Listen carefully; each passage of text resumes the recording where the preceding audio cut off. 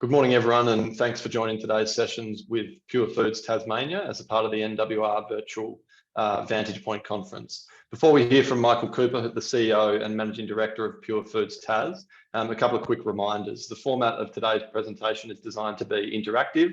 We'll aim to hear a quick 5 or 10 minute overview of the company from Michael, followed by a Q&A session, which we do encourage the audience to submit anonymous questions via the Q&A function at the bottom of your screen. We'll endeavour to have today's presentation wrapped up by around 11:25. So without any further ado, Michael, I'll pass it over to you. Thank you. Thanks, Sam. Thanks very much for joining. What I thought I'd do is I'll run you through a bit of the history of PFT and how it was formed and how we've got to where we are. It's been quite an exciting journey. PFT was basically formed in 2015 by a group of high net worth investors in Tasmania, about 20 of them.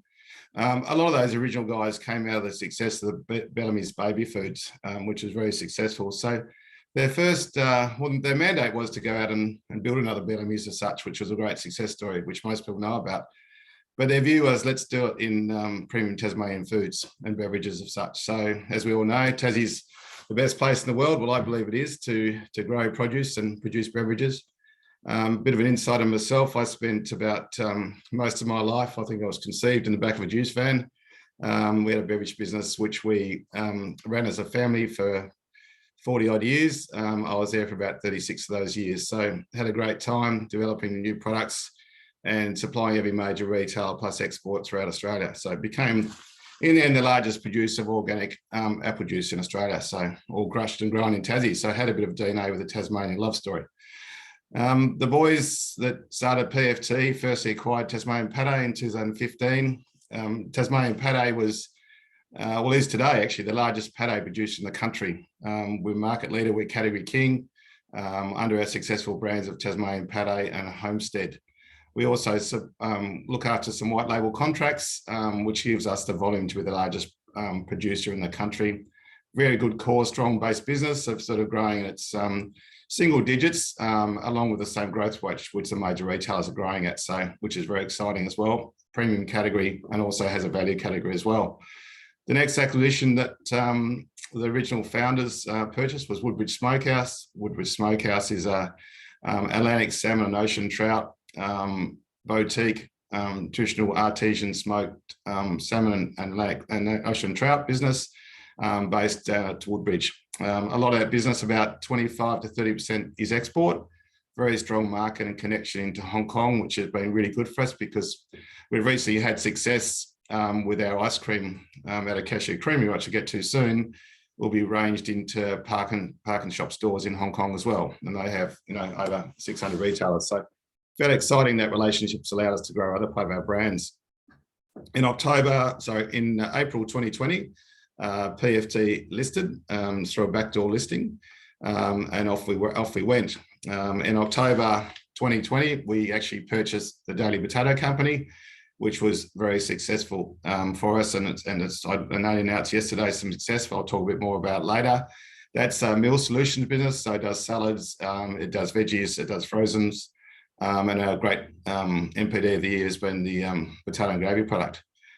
After that, in January 21, we purchased the Lord's plant-based cheese business. Plant-based foods has got a lot of momentum going. We've seen recently a lot of interest from the Indian market. The Indian market has over 6,000 retail stores that only sell vegan food as well. So on the back of that, we then purchased the Cashew Creamery. The Cashew Creamery is a plant-based ice cream business, which is basically made from cashews, and it's sort of all in line. We also have a couple of other sub-brands, being Pure Tasmanian Seafoods and New Pastures. And one of the most important things I've spent all my life doing in this game is, if you can have the world's best products, but if you can't have distribution or customers, you're wasting your time. Today, we have over 3,000 active customers. As you've seen by the slide there, that sort of covers into Asia as well, and every state within Australia. So that's my job, is to make sure that consumers can get our great products. We cover independents, the IGAs, distributors, obviously they're third-party providers, major retail, your Coles, Woolly, Aldi, Costco's of the world, white label, as I mentioned, which is house brand for the major retailers, export, of course, and food service, which supplies the restaurant business as such. So we cover every channel, which is pretty rare for a small business of our size, but my forte has always been in distribution because it's such key to get those brands out there.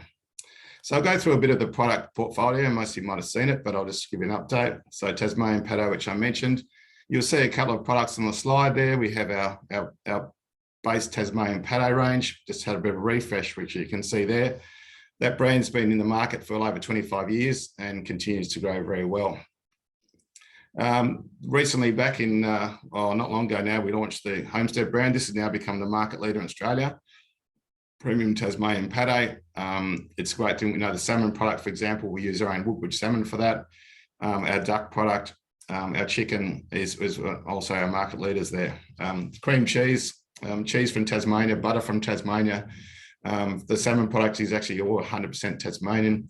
All our chicken livers are free range. They come from Tasmania as well. So we do try and do as 100% Tasmanian product as we possibly can.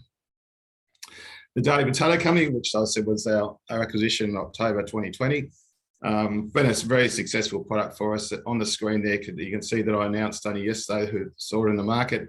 The top products there you can see on the screen there are our new frozen range. So there's 4 SKUs in frozen. As you can see, there's roast medley, there's your rosemary garlics, your crispy duck fats. They all go into a meal tray. You can pop them into an air fryer within 15 minutes from frozen. You've got beautiful roast veggies, or you can put it into your oven as such. That product successfully, we've been ranging, which I announced, we're going to 800 Woolworths stores. Estimated sort of revenue of that is between $4 and $5 million. That's what our announcements was backed off yesterday.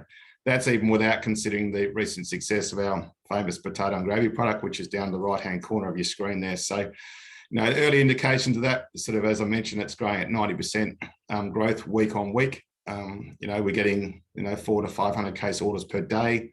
There's sort of average of 12 in a box between the 2 sizes. So a lot of potential there. There's 110 million barbecue chickens sold in Australia a year across all major retail. So if we can get 1% of that, you can sort of work out the numbers. This SKU has the potential to be doing $10 million in revenue. The Woodbridge product, a really good product. We've been sort of working really hard on the quality of this product. We're still smoking over traditional timbers. Our major competitors, which are the big players in the game, they're all using automatic smokers as such. We're using real timber from the orchard still, and we get a really unique flavour. We've been fairly lucky in this space recently where JBS, when they purchased Huon, they've decided they're exiting from the cold smoke market.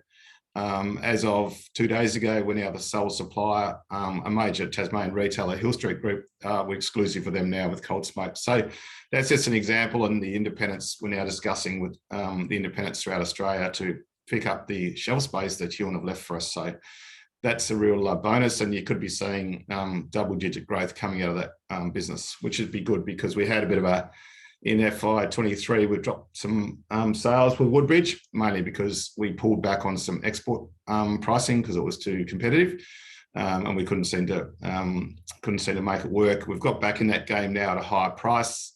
Pricing's sort of up around the 40 to 50% higher than it was, and we've got orders reintroduced. So that market's coming back. Earlier this year, it was pretty tough. Our plant-based business, we do plant-based cheese, plant-based spreads, a unique category, but as I said before, a lot of momentum. Potentially there's a really big upside coming into India for that market. The cashew creamery, great products. I obviously suggest you all have a try. It's an amazing product, and you can't even tell it's not dairy. We've got a lot of momentum. We've just recently launched some 1 litre tubs, which I'll show you shortly. Which are now outselling the sticks, which is pretty exciting. We've invested over $1 million in this plant equipment for this product. It allows us to improve quality, improve yields, and get a lot better product on the market. I mentioned a bit more daily. I'll just whip through this one pretty quickly, but that's the frozen range down the bottom. The one thing that I didn't mention before, but we're doing a frozen potato and gravy as well in that red box you can see second from the right there. That'll give you instant potato and gravy from a frozen, so you can always have some available in your fridge. Yet the current offer in the barbecue chicken section is ready to eat.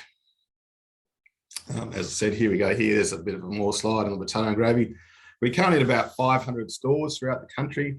There's about about 2,500 retail stores in the country if you provide all the retailers together. We're in 500 currently, and we know that the mandate is that once you get success within a certain amount of stores, you roll out to other states.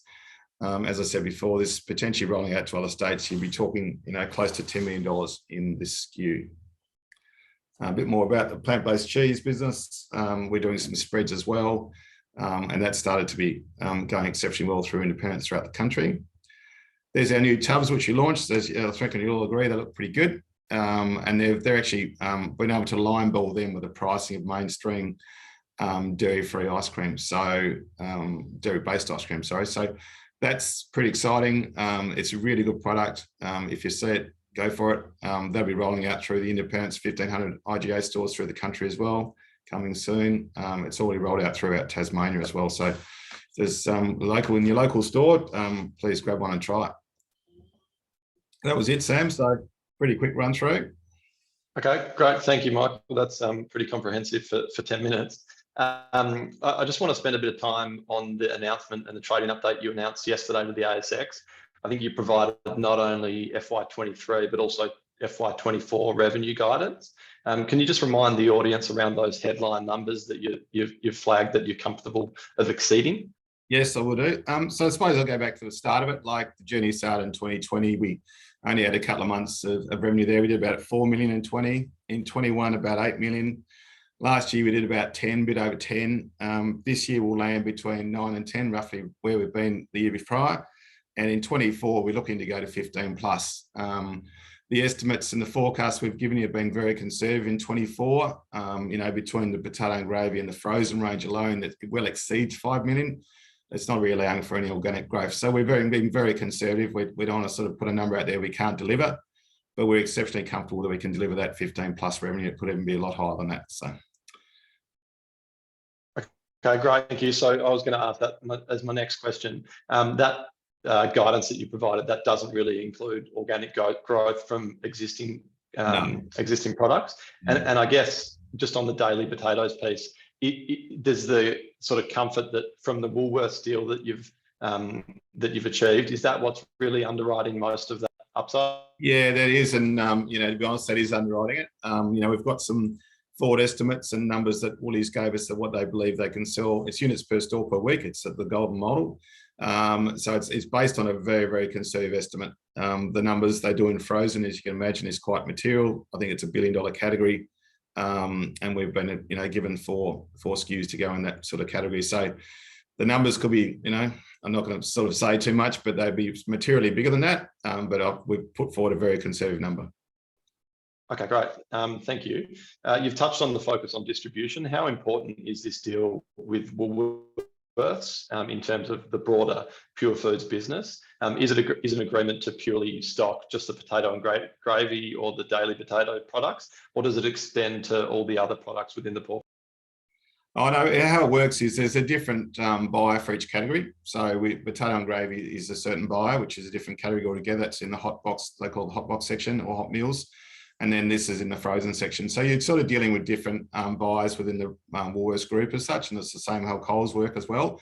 So one doesn't automatically give the other. It's a very much a negotiation by individual buyers on different categories as such. So we also deal in the pate section, which is another buyer again, of course. We're looking to deal in ice cream. We do an ice cream with Woolworths Metro. That's different category again. So I'm pretty busy getting around all these different buyers. But the thing with the retailers is the more relevant you become to them, the more chance you have of growing your business with them.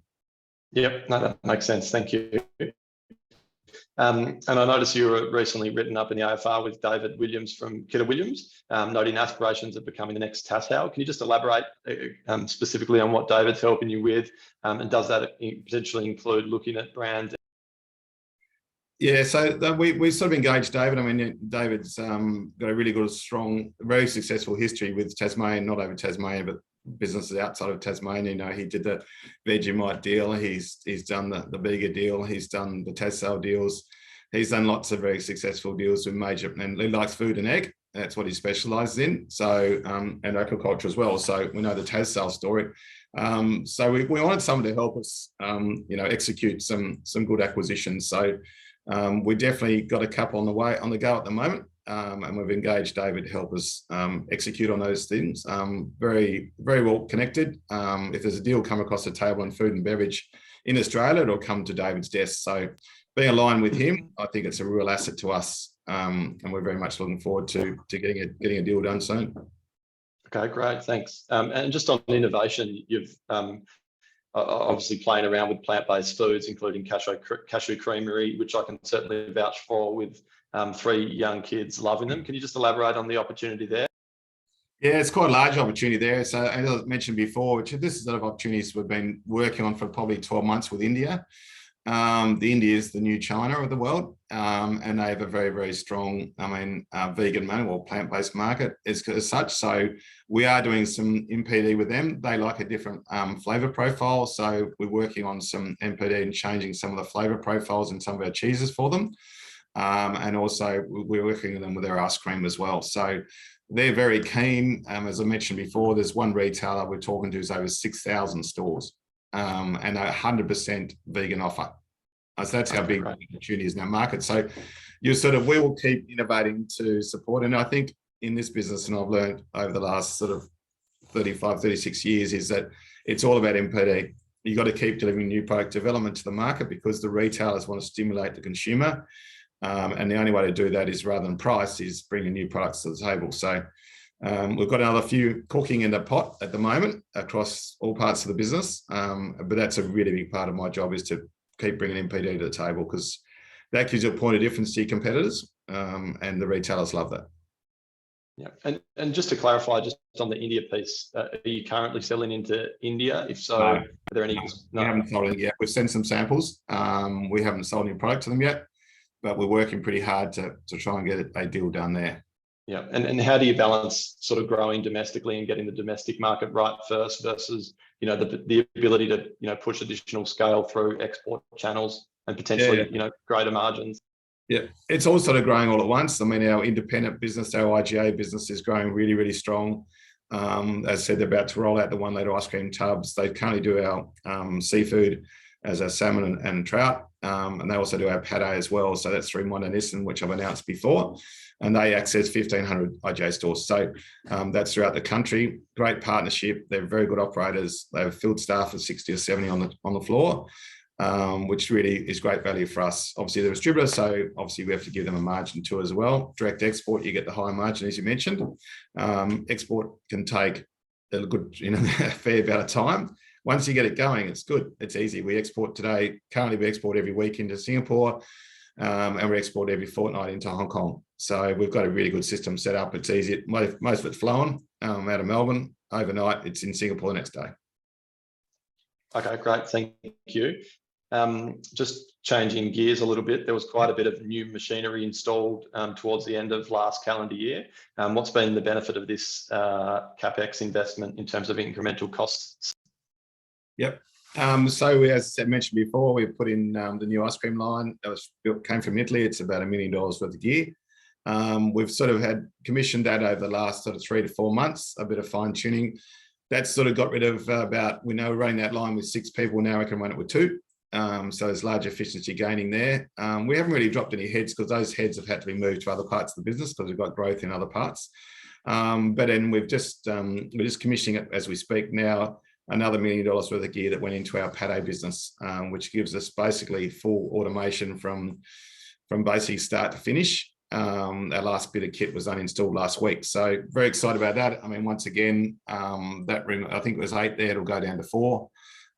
So we get those massive efficiencies. We can produce a lot quicker. Our yields improved. We're also working really hard on our packaging. So whenever we put new kit in, we move to 100% recyclable packaging as well. So we've gone to 100% recycled PET. We were in PVC, and obviously our cardboard is recyclable as well. All our meal trays for our new frozen range are out of CPET material, which is recycled PET material. So using old plastic of PET and putting back into plastic we can reuse. So very much a big part of us to make sure we're sustainable for the future. And that's what the retailer, that's what the consumer wants. We have to do it. Okay, great. And just on that packaging, getting the packaging right for potato and gravy proved the challenge. Does this give a level of confidence in protecting the product from competition? Yeah, no, that was, I think of all the jobs I've done in my whole life, this is MPD, this was the hardest thing, and I can't believe it's basically, it took us over 2 years.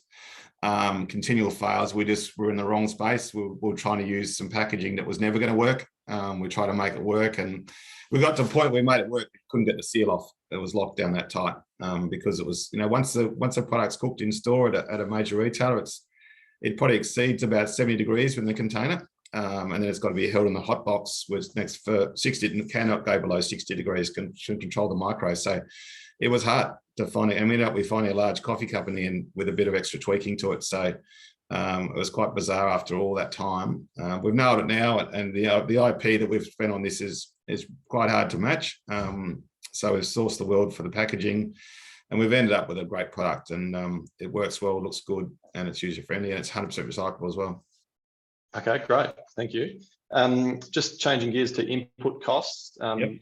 I think probably post-COVID, input costs would have raised, temporarily impacting margins. Can you just sort of touch on whether or not those costs are reversing at all? Yeah, no. Well, firstly, when input costs started going up, probably 6 months ago, we've moved price twice across all our business. A couple of products we didn't want to move price on, so we got efficiencies out of producing better and producing faster. Very mindful as a consumer has a ceiling. You got to be careful here that you don't overcook it, because what happens is in this production-based business, there's a certain level, you need a certain level of production, turn the equipment on, turn the machines running, versus trying to get a massive high price. I've seen probably that women's had a price rise now for 3 to 4 months from suppliers, so I think we're past the peak. There's no doubt about that. We haven't seen a lot of trends change with consumers. I know the retailers are saying the consumers are shopping down in value. That's what the big retailers are saying. We haven't actually seen it as yet. And because we've got a product range across all levels, we've got premium, we've got mid-tier, we've got bottom, as in value offer, with the P&G's a value offer. We're getting growth across all categories, all sort of price values at the moment. So we haven't really seen it as such, but I'm really mindful if there is a ceiling, and we have to get more efficient to make sure. We took $1 million out of cost this business in FY23, mainly to support that sort of inflationary factor, and also just to make ourselves, nimble. Okay, got you. I was going to ask, obviously, the focus on inflation and elevated cost of living has been at the forefront the last sort of couple of months. You've mentioned that didn't really have an impact, or it hasn't really impacted your business. When you go and add through incremental pricing, has that sort of impacted demand at all? No, we haven't seen it. No, not at all. I suppose the other thing that's sort of masking all this, Sandy, is we're still getting massive demand for our product. When we're launching new products into retailers, we've still got a lot more product to go out into retailers. I mean, the business is really small. Having a revenue of 10 mil is still it's a baby business. Our aspirations to get this business to 100 mil at a minimum, and we'll do that organically and through acquisition. The way we're going organically, we're going very, very fast. But in FY24 is going to be quite exciting. But if we can pull off an acquisition as well, it's going to be a really super big year, which is what we really need to do. Okay, great, thank you. And probably just time for one more question. Just can you sort of elaborate a little bit on the margin profile across the different brands, just to give us a sense of how you think about margins? Yeah, I suppose the largest margin product we do is our pate business. It's very profitable at very high margins. The lowest margin we would do would probably be our cheese business, because it's very manually done. The daily business itself, the margins on that are pretty good. They can be a lot better. We're looking to get some plant and equipment put into that business, because as our volume grows, we've got to control our labour, because labour is probably the biggest cost down there. The fish business, it's sort of really based on what the hog price is. We've got automation for filleting and all that sort of stuff. So we really deem by what the market price on hog is, which is a global price. And then the ice cream business, we've had large efficiency gains because we put in a turnkey plant. So our COGS have sort of dropped about 40% with ice cream. So, every different category has its own challenges. But where we see the biggest opportunity probably in daily at the moment, there's a lot of growth coming out of daily. So we've got some new equipment on its way already, to basically make us produce quicker and obviously get more efficiency. The other big thing about it's not so much really getting rid of so much labor, it's about getting a better yield. Reducing waste, and making sure you're not overfilling, making sure you're not underfilling, of course, but getting the best yield out of the raw material is really important. Okay, great. Thank you. I think that probably need to wrap things up given the time, but if there's any other follow-up questions or you'd like to get in touch with Michael or the management team, please feel free to reach out, and maybe I'll just pass it back to you, Michael, if you've got any closing comments. Yeah, no, thank you. I really appreciate everyone jumping online. But as Sam said, feel free to contact me directly. I'm more than happy to talk to you. I might take you get back to you. A bit busy at the moment, but I'll get back to you at some stage. But thank you for following us, and we'll look forward to an exciting year in FY24. All right, thanks, Michael. That completes our session with Tas Pure Foods. Thanks for joining.